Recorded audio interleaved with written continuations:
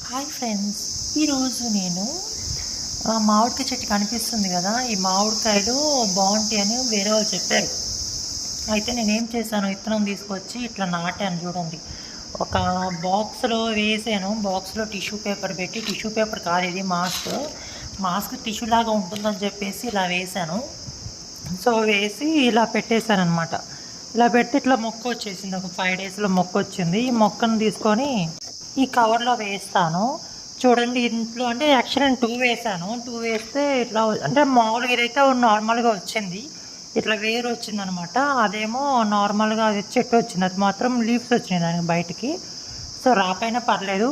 So ఇట్లా అంటే covers మన ఇంట్లో గోధుమ పిండి కవర్లు ఇలాంటివి ఉంటాయి కదా, ఇందులో ఇట్లా కొంచెం మట్టి తీసి ఇందులో వేసేస్తాను. సో ఇట్లా వేయటం వల్ల ఎందుకంటే ఈ కవర్ వేస్ట్ అయిపోతుంది కదా, ఈ గోధుమ పిండి కవరు మన నర్సరీలో చూసుకున్నా కూడా ఇట్లానే ఉంటాయి కవర్లు. కాకపోతే అవి క్వాలిటీగా ఉంటాయి, ఇవి కొంచెం వేస్ట్గా ఉండే కవర్లు కాబట్టి సో ఇట్లనే రీసైక్లింగ్ చేస్తున్నాను.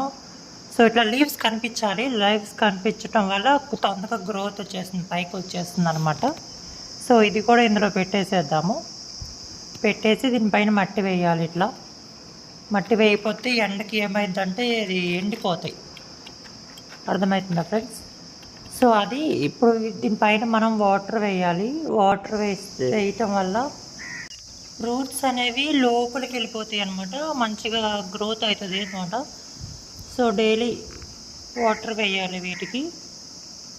కొంచెం ఒక 5-10 డేస్లో అయితే మనకి మొక్క వచ్చే అవకాశం ఉంటుంది. ఒక 10 రోజుల తర్వాత ఇప్పుడు మొక్క చూద్దాం మనం. చూడండి ఎంత బాగా వచ్చింది కదా. ఇప్పుడు మనం డైలీ వాటర్ పోసాం కాబట్టి ఇట్లా మంచిగా వస్తుంది అన్నమాట. ఎట్లా కింద బొక్కలు కూడా ఉండాలి వాటర్ పోవడానికి. సో దీనికి కొంతమంది కటింగ్ చేసి పెద్ద మొక్క అట్లా జాయింట్ చేస్తారు. నేనైతే అట్లా చేయలేదు. నార్మల్గా ఇలానే గ్రోత్ అవ్వాలని చూస్తున్నాను.